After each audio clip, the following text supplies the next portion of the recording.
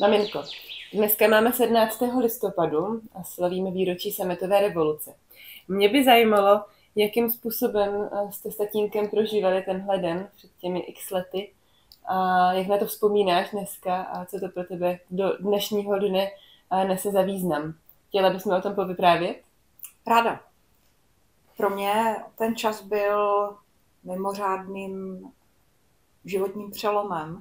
Z mnoha důvodů, nejenom tady z toho, ale všechno se to pojilo dohromady. A možná proto si to tak pamatuju intenzivně, ty emoce tehdejší, protože 26. září jsme se s tátou obrátili. Co to znamená? Velmi radikálně jsme přehodnotili svůj život a rozhodli jsme se, že ve všem našem duchovním hledání jsme teď došli k něčemu, co prostě jednou, dříve či později uděláme, tak proč ne teď. A vydali jsme svoje životy Kristu, což znamená, že jsme zvažovali, jestli všechno, co v těch životech máme, tam má být, jestli uvidíme nějaké boží vedení v tom, protože tak nás to učili, že vydat život Kristu znamená nechat ho, aby on k tomu měl názor, aby nás vedl, aby nám svolil s tím, co požehnal do toho, co chceme dělat. A byli jsme naivní, byli jsme v takový divoký charyskopince, nelegální tehdy samozřejmě, protože ještě se nám stalo, že jsme vycházeli z bytu z nějakého setkání a na chodbě stáli tajní a všechny legitimovali, dělali si záznamy, kdo tam byl a proč jsme tam byli a odkud se známe a tak. Měli jste strach? Trochu jo, ale protože se reálně potom zase tak moc nic ještě hroznýho nedělo, tak jsme si pak říkali, že to patří nějak k tomu životu tady v té společnosti a že prostě jsme tak byli zvyklí na to, že toto je běžné, že vlastně nám to nějak nepřišlo. Můžu prosím jenom jedno upřesnění, co znamená charyskupinka? Charyskupinka bylo neoficiální křesťanské seskupení lidí, kteří prožili křest v duchu, používali charizmata a byli velice radikální, někdy hloupě radikální, někdy ohnivě radikální, prostě radikální. A myslím si, že v tom bylo hodně hlouposti, takový té nemoudrosti z čirého nadšení a zároveň takový ty čistý naivní radosti. Jako bylo to vlastně krásný, ale dneska už bych se do toho nerada vracela. A tak na začátek to asi dává smysl, jako ne? Že... začátek to byl dokonalá změna oproti všemu, co jsme žili předtím. Pustý. No a co právě tady... To by mě ještě zajímalo pak doplnění. Dobře, v čem to byla změna pro vás? No, změna to byla v tom, že najednou naše hodnoty udělali kotrmelec. Že to, co jsme předtím měli jako to, o co usilujeme, že chceme nějak promluvit ke společnosti, že z náš pátou pořád jsme dělali nějaký kapely. Já jsem byla hudební kritik, takže jsem psala recenze, kritiky na koncerty, na knížky, na nahrávky. A v tomhle prostředí člověk velmi snadno vidí rozdíl těch dvou světů. Toho společensky přijatelného, to znamená takový ty popový hvězdičky a takový ty produkce vážné hudby, která nikomu nevadí, protože ani moc nikoho nezajímá. A potom ten druhý svět těch, kterým opravdu o něco jde, o to něco sdělovat, nějak se hlásit ke spravedlnosti a pravdě a právu a to je takový trošku nebezpečný a podezřelý a všechno zahraniční je tak trochu nebezpečný a podezřelý. My si to dnes už fakt neumíme představit. I já si říkám, fakt to takhle bylo? No ale jo, bylo to tak. A tak samozřejmě člověk pak už si musí volit, na které straně bude stát, o kom a jak bude psát, jaký akce vůbec bude recenzovat a tím pádem na ně ukáže. A kdy je to dobře, protože se o tom píše v oficiálních médiu, tak to znamená, že ta akce přece jenom jako nějakou hodnotu, nějakou vážnost má, anebo kdy je lepší na to neupozorňovat. Člověk řešil úplně jiné věci. No a teď najednou přijde někdo, kdo řekne, no máte sice Bibli na poličce, ale četli jste ji někdy? A teď začneš číst a říkáš si tomu vůbec nerozumím. A někdo ti řekne, no ale tak se podívej na toho Ježíše. A podíváš se na toho Ježíše a čteš Janovo evangelium a říkáš si, tyjo, jak to, že jsem to tam nikdy neviděla? Jak to, že jsem to v kostele nikdy neslyšela? Ale oni to určitě říkali, ale já jsem to neslyšela. A najednou člověk si říká, aha, ale tak ta společnost, jako jo, to je důležitý, ale tady vlastně jde ještě o hlubší věci. Aha. A tak vlastně řešíš hlubší věci, řešíš hlubší poselství, vůbec začínáš pomalu chápat, co to jako je a jak ty fakt můžeš slyšet Boha a fakt on tě může nějak vést, i tebe. No tak to jsme zažívali. To je zajímavý zrovna v tomhle čase okolo té sametové revoluce. Totálně. A navíc ještě k tomu, naše první společná vyslyšená modlitba byla, že jsme otěhotněli. To znamená, že byl listopad, já byla na začátku těhotenství a taková rozkolísaná ve všech těch jako hodnotách a změnách a teď člověk všechno jako zvažoval, jestli bylo jasný, jak bych se zachovala před 4 rokem, ale dneska. Ano. Takže když jsme se k nám dostali první zprávy o těch událostech v Praze a potom, když vlastně i v Brně začali se shromažďovat na těch náměstích a ulicích ti lidi, tak člověk byl v takovém módu jako dělá to Bůh. Aha. Je to boží. A vedení tehdy té naší skupinky tvrdilo, že to není boží, že to je vzpoura proti autoritám. Ale my jsme cítili, že to musí být boží, protože tam je ta pravda a spravedlnost a je to nenásilné a prostě nemohli jsme na tom najít nic, co by bylo jako špatně. A po, já nevím, 2-3 dnech k nám přijeli z takový podobný spřátelený skupinky Děcka z Prahy, kterou tehdy vedl Saša Flek, dnešní pan ředitel Biblionu, ahoj Saša. A ti už dávno byli na náměstích, ti už dávno nosili transparenty, ti už dávno evangelizovali a byli zatím.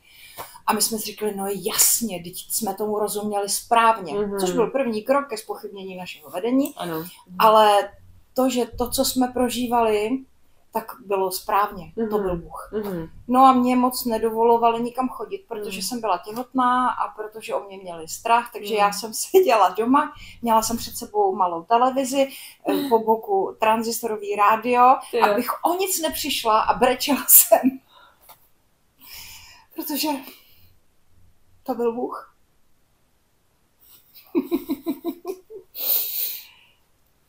Měla jsem strach o ty děcka. A byla jsem na ně strašně pyšná. Bylo mi 26, to bylo, už jsem velká holka a strašně jsem se modlila, ať se nikomu nic nestane, ať fakt ti policajti je nechají a ať nezasahujou proti těm demonstrujícím a nevěděli jsme nic a i v těch sdělovacích prostředcích to bylo zkreslený tou ještě pořád státní kontrolou a to muselo být hustý. To bylo tak silný, teď člověk, jak je v tom těhotenství, tak je takovej rozkymácený v těch hormonech a takže člověk brečí, když vidí televizní reklamu, to bere tohle. Takže jo, to si strašně pamatuju. A ještě tehdy jsem pracovala v redakci Opus Musicum a tam jsme to hrozně intenzivně prožívali a měli jsme samozřejmě nějaký kontakty i do té Prahy, i do toho zahraničí a velice čile tam tepala ta komunikace, ale že tehdy nebyly mobily, nebyl internet, čili že buď jsme si telefonovali na pevnou, nebo jsme si mohli napsat, anebo jsme tam museli jet a vidět to a říct si to. A to bylo jako trošku všechno pomalejší, tím pádem, že to nebyla revoluce v přímém přenosu, to ještě ne, ale zároveň už přece jenom dost lidí mělo auta a dost byly pevné linky, takže jsme mohli se navzájem nějak podržet a informovat a vyvracet tu státní propagandu, který vlastně bez tak už nikdo nevěřil. Ale nicméně v novinách a v oficiálních zprávách byly vždycky takový ty zhazovačný řeči oproti těm takzvaným dizidentům a tak. A pamatuju si, že naše šéfredaktorka, paní doktorka Drlíková, tehdy řekla, že jestli to praskne a ten Havel fakt jako půjde na hrad, tak ona přestane kouřit. My jsme to velkým písmem napsali na plakát a dali si to na zeď v redakci. Wow. Jsme si řekli, jo, ať to praskne, ať to Přestala kouřit? Já myslím, že ne. Ale. Ty. No a byla jsi taky na nějaké demonstraci později? Jasně. Jo? Jasně. Odvážela jsi. Jako já jsem chtěla, ale tak... Člověk neví ze začátku, že to vlastně fakt bylo nebezpečné. No jednak to taky bylo, že byla zima, mrzlo a ty masy lidí. Jo. A teď, když si představíš brněnské centrum, tak vlastně náměstí a přilehlé ulice byly fakt narvané lidma. A některé ty přilehlé uličky nebyly přístupné, byly zahrazené a tam byla ta policejní technika. Takže jako to vidíš. Jasně. A říkáš si, nevíš, kdy to přijde. A zároveň chceš tam být, protože se cítíš být částí toho davu. A cítíš se být částí toho, o co jde. No, ano, taky to chci, taky o to budu volat a zpívat a zvonit s klíčema a všechno, co se tehdy dělo. A zároveň ale cítíš tu tíseň, že to není automatika, že to není jen tak, jako že tam seš a nic se nemůže stát, protože to nevíš. Nevěděli jste, že to dopadne tak hladce. Ano. No, ano. Jo. Jako bylo to napínavý a a všude po městě byly plakáty, letáky, všechny zdi, všechny výlohy byly polepeny. Všude byly Havlovy fotky, všude byly Véčka, všude byly nějaké citace, nějaký ofocený články z nějakých ilegálních lidovek tehdy. To byla emocemi a děním narvaná doba a pořád se něco měnilo a pořád to jednání se nějak vyvíjelo. Já jsem potom 10letí jsem četla knížky od Kocába a Horáčka o tom minutu po minutě skoro, jak to probíhalo, jak vlastně se to opravdu nesamozřejmě vyvinulo do toho, jak to pak nakonec dopadlo, že to nemuselo tak být a na jakých maličkostech často záleželo. A byla to opravdu velmi turbulentní doba a já si moc považuji toho, že jsem to směla zažít. To je krásný tě slyšet, jak to vlastně ještě dneska prožíváš. Když teďka tak na to vzpomínáš zpětně a představíš si dnešní dobu, dnešní společnost, ty úplně jiné podmínky, ve kterých žijeme. Velká část společnosti se narodila až po revoluci, a včetně mě, a vůbec si už vlastně tuhle dobu nedokážeme představit. Co bys řekla, co my s tím dneska? Co ta revoluce má pro nás dneska za význam? Proč si ji máme připomínat? Nebo jak tohle poselství zpracovat pro své dnešní životy? Na každém hlasu záleží. Pokud člověk věří, že něco je pravda, něco je spravedlnost, tak i na jeho hlase záleží, aby to bylo to, co zvítězí. Tehdy vlastně to bylo strašně divné, protože to byly děcka, studenti, neozbrojení. Neměli nic, neměli ani ty kopírky. Nic prostě. První plakáty se dělaly ručně. Neměli jsme vůbec nic. Ale bylo nás hodně a byl to jeden hlas. A na tom záleží. A když se dneska koukáme na akce Milionu chvilek, je to podobné. Je tam podobná atmosféra, je to podobný společný duch. Jde nám o něco, ne o náš prospěch, ale jde nám o něco společného. A toto je náš názor. A my ho chceme říct. Chceme, aby to bylo slyšet. Což tehdy před rokem 89 nebylo možné. A pamatuju si právě toho roku, 89 srpen, 21. srpna, jsme se s tátou procházeli po náměstí Svobody. V takovém tom očekávání, jestli něco bude. A bylo tam víc takových lidí, víc takových skupinek, aby jsme tak chodili po tom náměstí a chodili tam hlídky veřejné bezpečnosti a zakazovali shlukování, přikázali okýnku se zmrzlinou, což bylo po, 6. hodině odpoledne jediný obchod, který tam byl otevřený, ať zavřou, že žádný shlukování, sdružování, žádný, že budeme stát ve frontě na zmrzlinu, prostě museli zavřít. A bylo tam úplně hmatatelné napětí.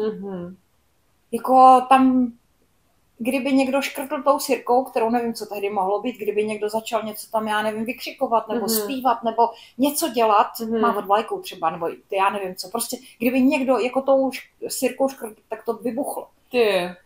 A my jsme pak odešli, protože se tam jakoby nic nedělo, nevím, jestli se tam něco dělo, potom spíš asi ne. Ale tam bylo takové napětí, že jako nesmíš nic udělat, nesmíš nic říct, vlastně tam ani nesmíš být. Dneska, teďka, 21. srpna, na tom náměstí Svobody prostě teď tady nemáš co dělat. Protože by se s náhodou mohl zhlukovat, nebo něco vyjádřit, nebo něco říct proti někomu. A to bylo hrozné. To je strašný. Takže je pravda, že si člověk říká, opravdu to tak bylo, je to možné, že to bylo tak hrozný? A jo, bylo to tak hrozný a to ještě my jsme nezažili žádné opravdové pronásledování. Jako to, co my jsme zažili, to nebylo nic. Oproti tomu, když někdo někde vylezl, něco začal říkat, zpívat a šel sedět. Jako jo, my jsme pamatovali takový ty, že si nemůžeš koupit hudbu, kterou chceš, knihy, které chceš, že nemůžeš nikam jet, protože prostě jsou hranice ohrazený osnatým drátem. A že nemůžeš dělat, co bys chtěla. Studovat školu, jako bys chtěla. Přesně. A tak s tím se nějak jako dalo žít mírně, ale vlastně dneska si říkáš, jak jsme to mohli dopustit. Takže já jsem za dnešek neskonale vděčná. Za všechny ty možnosti. Za to, že jsme spojeni se světem. Má to klady i zápory, ale za mě ty klady převažují, protože jsme na světě lidi jedno. Záleží na tom. Díky.